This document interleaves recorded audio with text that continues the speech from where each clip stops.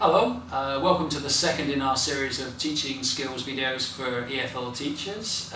Thank you for your comments on the last video, and the topic of today's video is error correction, which, unlike monitoring, there is a lot of information on the internet, and this is what we're going to look at today. The first question I suppose that everyone wants to know is, should we correct or should we not correct during speaking activities? So let's look at why we shouldn't correct. And I think there are 4 reasons not to correct a student when they're doing a speaking activity. The first depends on the purpose of the activity. For example, if the purpose of your speaking activity is fluency, what you don't want to be doing is constantly interrupting your student. Obviously their aim is to build up confidence, getting the words out, and if you're constantly getting in and stopping them, they're not going to build up the fluency required.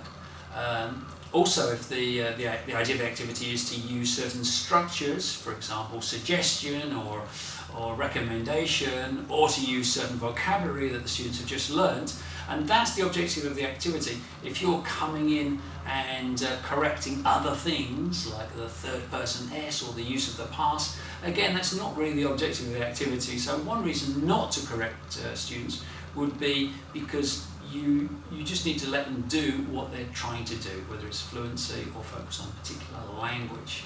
The second reason not to correct a student would be depending on the type of error they're making. For example, if they're making what we call a slip, which is just a silly little mistake, which I'm probably making in this video, just little things where you're a little bit nervous and the wrong word comes out, it's not really a mistake, and so therefore you wouldn't want to be pouncing on those type of errors.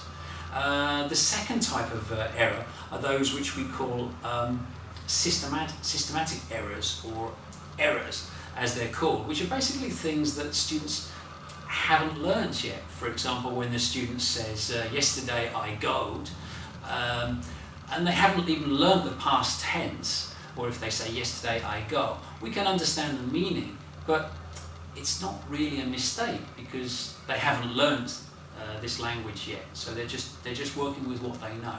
So that would be another reason not to correct a student when they're maybe being ambitious with the language for the sake of communication.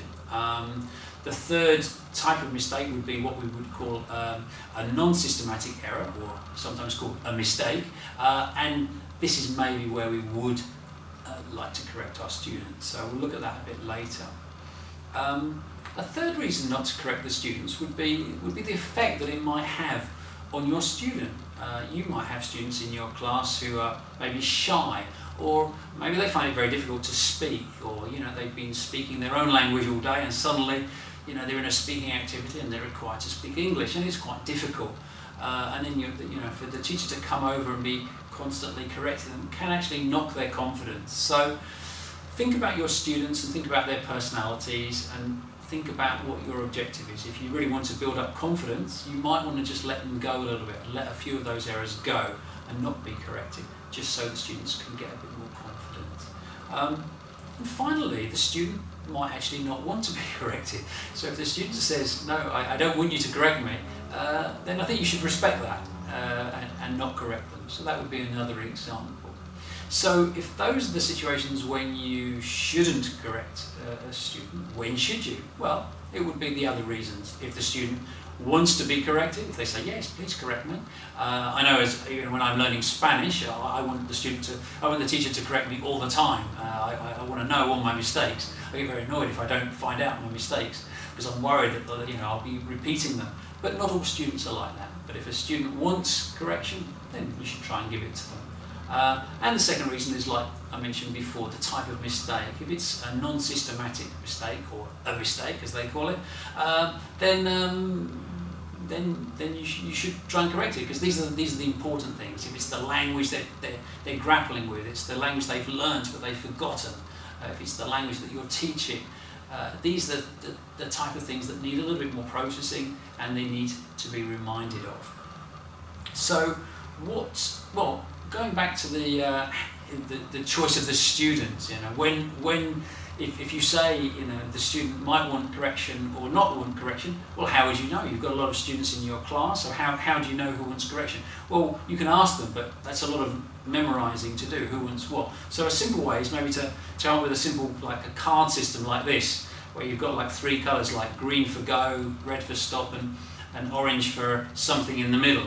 And you give one of these to each student, and they can literally tell you through the use of colours what they want. If they just have the green on the desk, that means they want to go, they want to speak, they don't want to be interrupted. They're concentrating on fluency. If the student has the red on the desk, that means stop me all the time, stop every single mistake I make, because I want to know, a bit like me in my Spanish class. And the orange would be something in between. Maybe that would be the student says, no, don't stop me on every error, just stop me on those important errors, those non-systematic errors, or those mistakes as they're called, the ones that are important. So depending on your students' wishes, well, you can obviously then focus on certain students in the class. Okay, so let's say we've decided that we are going to correct the students. Then the question is, like, how are we going to do it? And I think you've got to be thinking about 3 things. One is your physical position in the room. Secondly is like, who are you going to focus on and for how long? And thirdly is which method of error correction you're going to use. Now the question of positioning is very much like the previous video, which I hope you saw on monitoring. If you didn't, you can watch it after this one. And that is about getting close to your students. You've got to get close enough to listen to them, but not to be intimidating. So maybe get a chair or be behind your students, have a notebook and pen, and but don't necessarily be like staring at them. Maybe look in a different direction, but have your ears towards one group.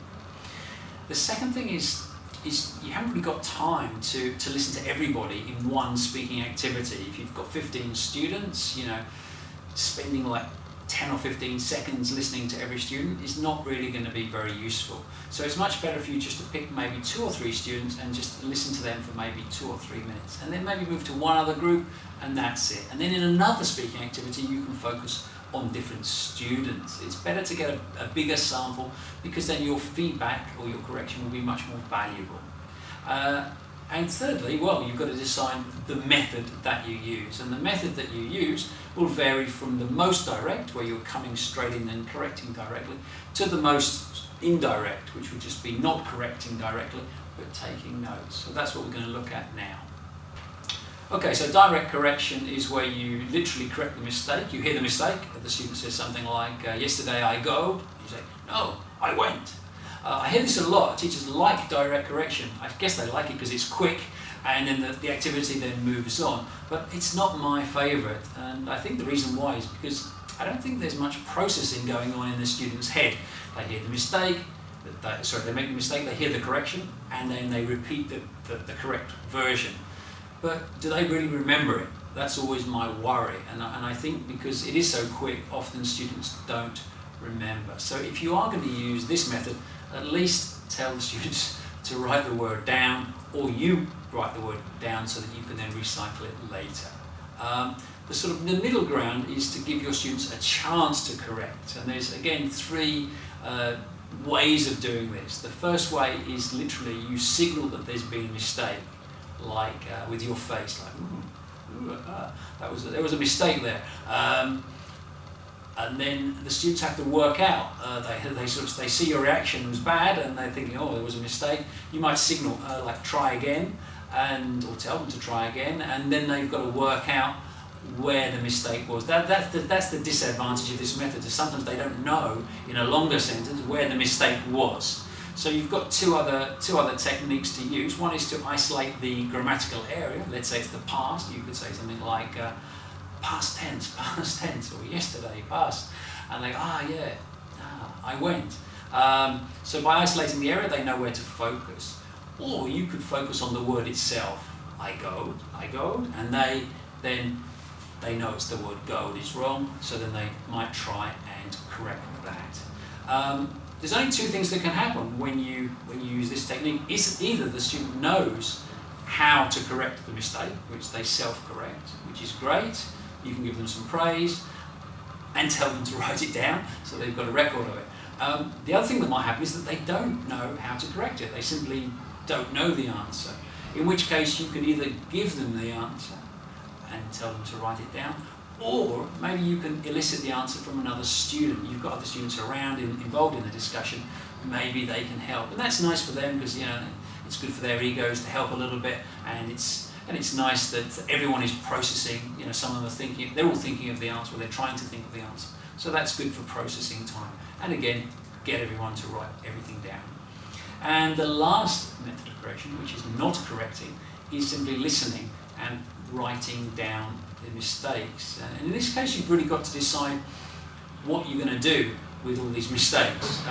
If you're just literally writing them down in a list, you have got to decide which are the important ones. Which of those are slips, which of them are errors, and which of them are those mistakes, the ones that are important, that you can focus on, or the ones that are relevant to the task.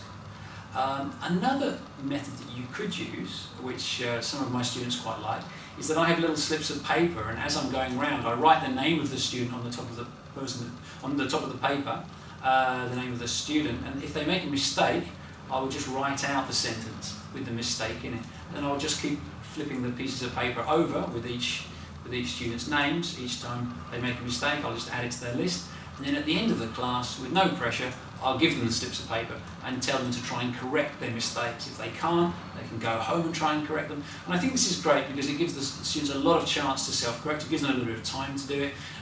They can obviously ask their partner for a bit of help as well. There's a lot more processing involved, and the students have a record once the mistake's been corrected. So that's a nice little way of correcting, which involves a more personalised way. So that's adding some value for the student. So one final word on error correction. It might be that when you're going around listening to your students, you might find that some of them aren't making any mistakes at all, and you might think, "Wow, that's fantastic, no errors." But it also might be that your students are just simply not taking any risks at all with their language. They're just simply using the same phrases over and over again because they're afraid of making mistakes. So it's very important that you encourage your students to try to use new vocabulary and new structures and not worry about making mistakes. That making mistakes is part of the learning process and is a positive thing. At the same time, as you're listening and noting down errors, you should also be noting down good things that your students are producing. It's really nice at the end of an activity to praise your students and put a big list of nice phrases that you've heard during an activity, and then to repeat the activity. So not only the students get a chance to incorporate some new language that they've got from other students, but also they get a chance to not repeat the same mistakes they've made before. So that's about it on error correction.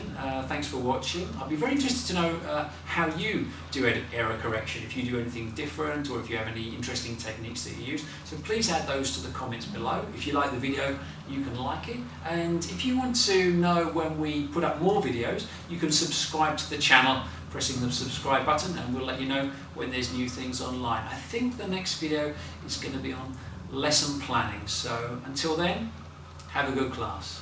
Bye.